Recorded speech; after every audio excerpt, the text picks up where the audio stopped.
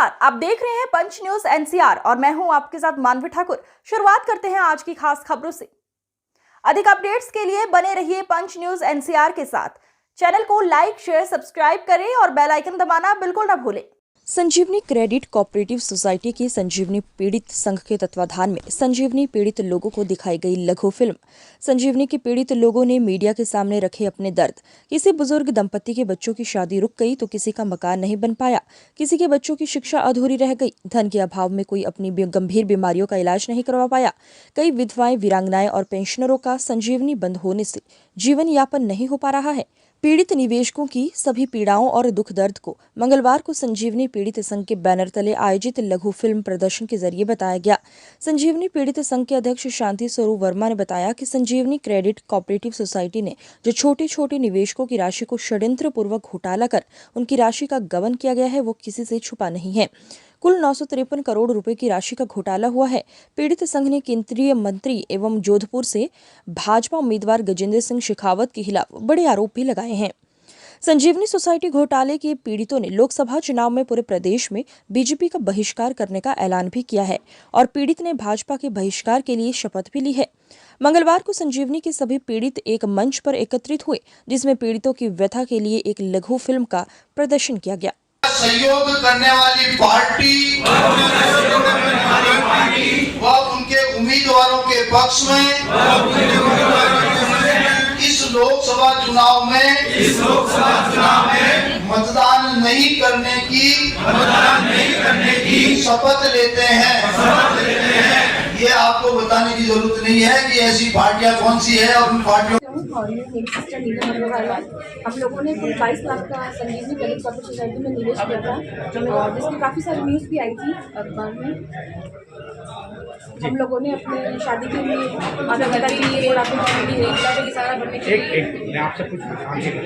माता पिता जी की बुढ़ापा आराम से निकल सके, हमारे सुनहरे भविष्य के लिए हम लोगों ने रुपये जमा करवाए थे, लेकिन अब हमें हमारा भविष्य अंधकार में नजर आ रहा है, कुछ भी नजर नहीं आ रही है। बजट सर पैसे खा गए हमारे। रहती हूँ सन 2018 में मेरी पॉलिसी पूरी हो गई थी। फिर उन लोगों ने कहा एजेंट ने इसको 1 साल के लिए आगे बढ़ा दो। तो जब 19 में मेरी बेटी की शादी थी और जब जैसे ही बेटी की शादी नवंबर में थी और ये अप्रैल मई में ये इन लोगों ने ऑफिस वगैरह सारे बंद हो गए थे। हम लोगों के शादी के लिए एडवांस वगैरह सब जगह देना था और मेरे जो हस्बैंड है इनको भी अटैक आ गया, तो जो हम लोगों को बहुत परेशानी हुई। हम चाहते हैं कि हमको न्याय मिले। आपका नाम? मेरा नाम श्रीमती नीति निगम है। तो प्रेस विज्ञप्ति दे दी गई है, उसके साथ में आपको एक फोल्डर दिया गया है जिसके अंदर 3 डॉक्यूमेंट है। पहला डॉक्यूमेंट 8 पेज का है जिसका टाइटल है role of Gajendra Singh ji Shekhawat in Sanjivani case. दूसरा जो आपको डॉक्यूमेंट दिया गया है उसका टाइटल है श्री गजेंद्र सिंह शेखावत ने विक्रम सिंह के साथ मिलकर नवप्रभा बिल्ड टेक के 1 करोड़ रुपए लागत के 25% शेयर के बदले संजीवनी निवेशकों के 100 करोड़ रुपए अपने खातों में ट्रांसफ़र कर लिए। और तीसरा जो डॉक्यूमेंट दिया गया है आपको, ये 45 पेज की एक फैक्चुअल रिपोर्ट है जो जांच व अनुसंधान एजेंसी एसओजी ने राजस्थान हाई कोर्ट जोधपुर के अंदर गजेंद्र सिंह जी की पिटीशन के जवाब में सबमिट की है। ये इस पे हर पेज पे एसओजी की छाप है, हाई कोर्ट की छाप है।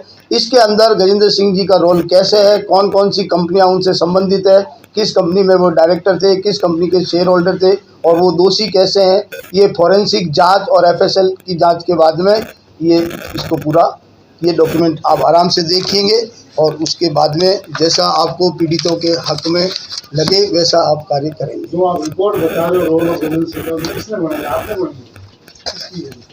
गजेंद्र सिंह जांच में रिपोर्ट जांच व अनुसंधान एजेंसी एसओजी के द्वारा बनाई गई है और उसकी जो चार्जशीट है उसके बेस पे ही बनाई गई है और राजस्थान हाई कोर्ट के अंदर जो जमा हुई है वो ही कॉपी एज इट इज आपको दी गई है, उसमें कोई रद्दोबदल नहीं है। क्या फैक्ट्स है रिपोर्ट में?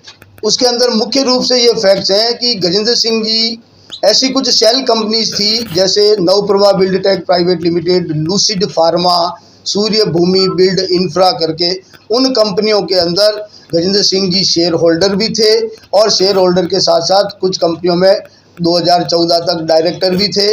और इस हैसियत पे रहते हुए उन्होंने व उनके परिवार वालों ने अपनी कंपनी के जो शेयर थे, जिसका अधिकतम मूल्य 10 रुपये प्रति शेयर था, उन इस तरह के करीब 10 लाख शेयर उन्होंने विक्रम सिंह व उसके परिवार को मिली जुली साठगांठ करके उसको ट्रांसफ़र किए। कहीं पे 1000 रुपये के भाव से किए, कहीं 1150 रुपये के भाव से किए, कहीं 500 रुपये के भाव से किए।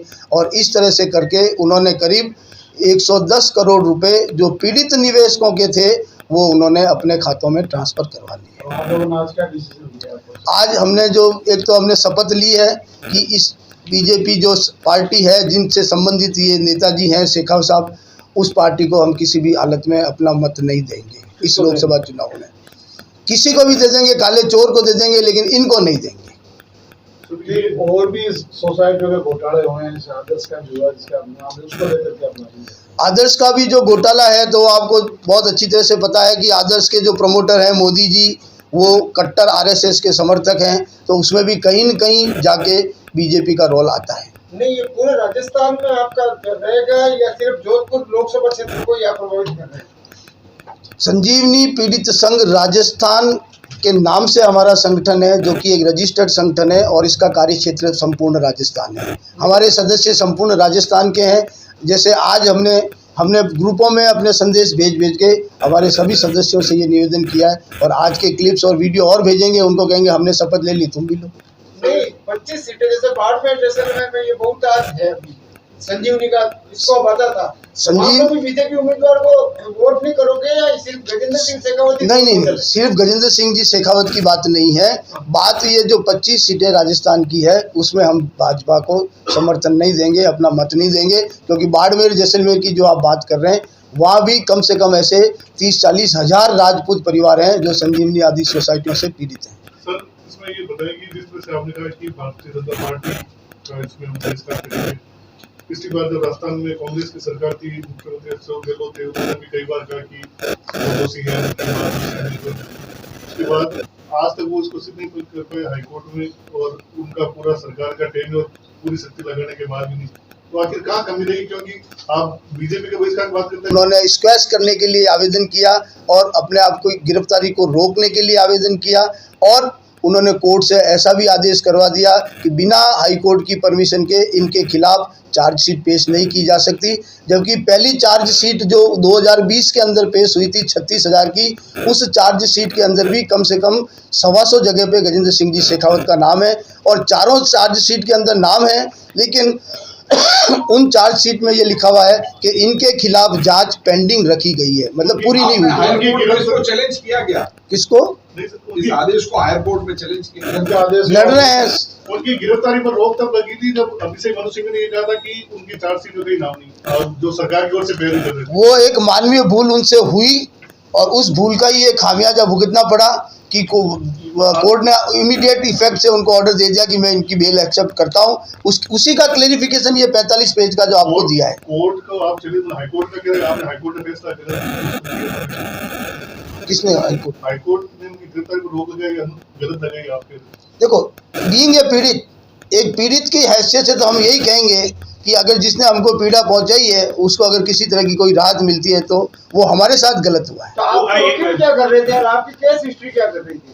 हमारी केस हिस्ट्री अपनी जगह पे थी, हमारे वकील अपना प्रयास पूरा कर रहे थे, लेकिन शायद उनके वकील कुछ ज्यादा भारी पड़ रहे। मामले का कोर्ट में अभी तक तो तारीखें पड़ रही हैं, अभी भी स्थिति वही है। जब आपसे मिले उसके बाद में ये मामला प्रकाश में आया, निश्चित तौर पर उससे ज्यादा लोगों की जानकारी में, लेकिन इसका नतीजा कुछ नहीं आया। अब ये जो घटनाक्रम हो रहा है इसमें आपकी उनसे कभी कोई बात हुई या उनसे कोई चर्चा हुई है? पूर्व मुख्यमंत्री जी से हम मिले पीड़ितों की हैसियत से। सबसे पहले 2021 के अंदर मुख्यमंत्री जी की जन सुनवाई कोरोना के बाद जो पहली जन सुनवाई हुई जयपुर में, उसमें हम पीड़ित गए। उसके बाद फिर मुख्यमंत्री जी के पास गए। इस तरह से हम ही लोग हमेशा मुख्यमंत्री जी के पास गए, मुख्यमंत्री जी चला के कभी हमारे पास अब जो क्या हुआ मुख्यमंत्री जी से आप मिले, आपको उन्होंने ढांढस बताया होगा, आगे क्या हुआ? आगे अभी तक कुछ नहीं हुआ। अब उनका कार्यकाल समाप्त हो गया। अब जो एसओजी जांच कर रही है, हाँ। सरकार बदल गई, आप उम्मीद है क्या एसओजी इसमें कार्रवाई कर पाएगी, क्या सरकार पेश कर पाएगी ऑर्डर वो? संभावना कम लगती है, क्योंकि जो अनुसंधान अधिकारी थे वो बदल गए नई सरकार आने के बाद। जो एडीजी थे अशोक राठौड़ साहब एसओजी के, वो बदल गए, उनकी जगह वीके सिंह साहब आ गए। तो अभी सब नया कुछ जाजम बिछ गई है। तो वो जो इतनी लंबी चौड़ी फाइलें हैं, उनमें अब कौन ये हिम्मत दिखाएगा कि उनको टटोले या उनमें से कुछ निकालने की कोशिश करे। हाईकोर्ट ने रिलीज देने का आदेश दिया, उसको कहीं चैलेंज करने का सोचा कि आपने यहाँ कोई आगे किया है क्या? हाईकोर्ट ने जो उनको रिलीफ दिया है गिरफ्तारी पर रोक का और चार्जशीट नहीं लगाने का कोर्ट की आज्ञा के बिना, उसी के बदले में ये 45 पेज की हमने फैक्चुअल रिपोर्ट सरकार की तरफ से ये जमा हुई है, जिसमें पीड़ितों की पक्ष सारा रखा गया है। इस पर अभी तक कोई फैसला हुआ नहीं। रिपोर्ट पेश होने के बाद अभी तक कुछ नहीं हुआ, करीब साल को हो रहा है इस बात को। तारीख सिर्फ तारीखें आ रही है। पीड़ित संघ ने भी कोई लॉयर खड़ा कर रखा क्या अपना? पीड़ित सिंह का भी हमारा भी लॉयर है। क्या कर रहा है वो?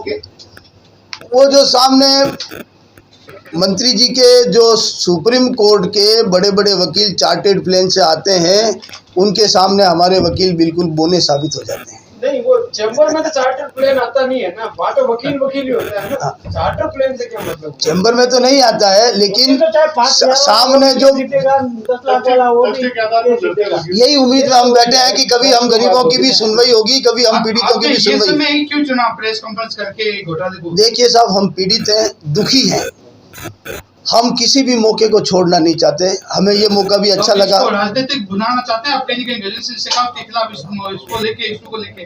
देखो, मंत्री जी के खिलाफ जा सकते हैं, लेकिन राजनीति से हमारा कोई संबंध नहीं है। बीजेपी को लेकर राजनीतिक संबंध हो गया ना आपका? पूरे राजस्थान में आप पूरे राजस्थान में बीजेपी का विरोध कर रहे हैं, वोट नहीं देने की बात कह रहे हैं, मीडिया में आके कह रहे हैं। हाँ, तो हम राजनीतिक पार्टी तो नहीं है ना। आरोप लगा रहे हैं आप, भाजपा पर आरोप लगा रहे हैं, कई राजनीतिक कारण पीछे तो नहीं नजर आ रहे हैं? किसी तरह का कोई राजनीतिक पीड़ित नहीं है, हमें अपनी पीड़ा दिखानी थी।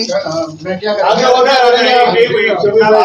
एक। अभी जो आपने शपथ ली है, हाँ। उस शपथ का क्या समरी है वो बता दीजिए आप लीजिए। तो क्या आपने क्या शपथ ली है, उसमें क्या? हमने शपथ यही ली है कि आज हम जिस स्थिति में पहुंचे हैं पीड़ित, उस स्थिति में पहुंचाने के लिए जो जिम्मेदार पार्टी है, जो जिम्मेदार पार्टी के उम्मीदवार है, उनका हम इस लोकसभा चुनाव में बहिष्कार करेंगे। अब कितने शेखावत हैं यार राजस्थान में?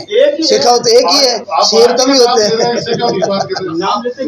भाई, उम्मीदवार की बात होती तो शेखावत आ सकते हैं ना नाम में। गला मत घोटो, जो है बात खुल के बोलो। आप बिल्कुल खुल के बोलो। करेंगे या क्या करेंगे? आपके रिश्तेदार आप खुल के बताएं, शेखावत जी का विरोध करेंगे या पार्टी का विरोध करेंगे या पीड़ित पक्ष को न्याय दिलाएंगे? देखो साहब, किसी सदस्य का विरोध करते हो तो घर का विरोध अपने आप ही हो जाता है, क्योंकि वो पार्टी उनको टिकट दे रही है ना, तो उनका भी विरोध तो जरूरी है। टिकट देने के प्रक्रिया जब चल रही थी तब भी विरोध किया था आपने, टिकट नहीं दिया जाए? हमें तो जब जहाँ मौका मिलता है हम विरोध करते हैं।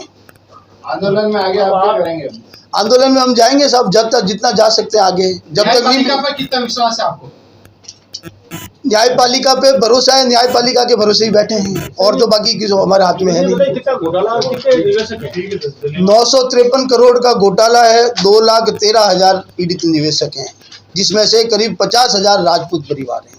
ठीक सर, लास्ट जो पीड़ित लोग हैं उनके लिए आप क्या संदेश दे रहे हैं, क्या मैसेज दे रहे हैं? पीड़ितों के लिए हम यही मैसेज दे रहे हैं कि धैर्य बनाए रखें, और ईश्वर करेगा तो कभी कभी हमारी सुनवाई होगी और हमें हमारे पैसे वापस मिलेंगे। कितने लोगों ने आत्महत्याएं की है, इनमें से पीड़ितों की मौत हो गई, वो संख्या भी बताएं। राजस्थान की अगर बात करें तो करीब मैं समझता हूँ कम से कम 50 लोगों ने सुसाइड कर लिए हैं, और करीब 100 अलग अलग जगहों पे। कोई सुसाइड नोट लिखा है कि संदीपनी की वजह से मैं? सुसाइड नोट नहीं लिखते हैं, तो फिर उसका कैसे वो सदमों से गए हैं। कितने लोगों कई निवेशक कम गए हैं, जो एजेंट थे जिन्होंने लोगों का निवेश करवाया, निवेशकों ने उनका जीना दूभर कर दिया, तो ऐसे कुछ एजेंट जरूर मर गए। लाभ के लिए 40-50 मरे होंगे पूरे। तो कोई सुसाइड नोट तो हमें कहीं मिला नहीं। गजेंद्र सिंह शेखावत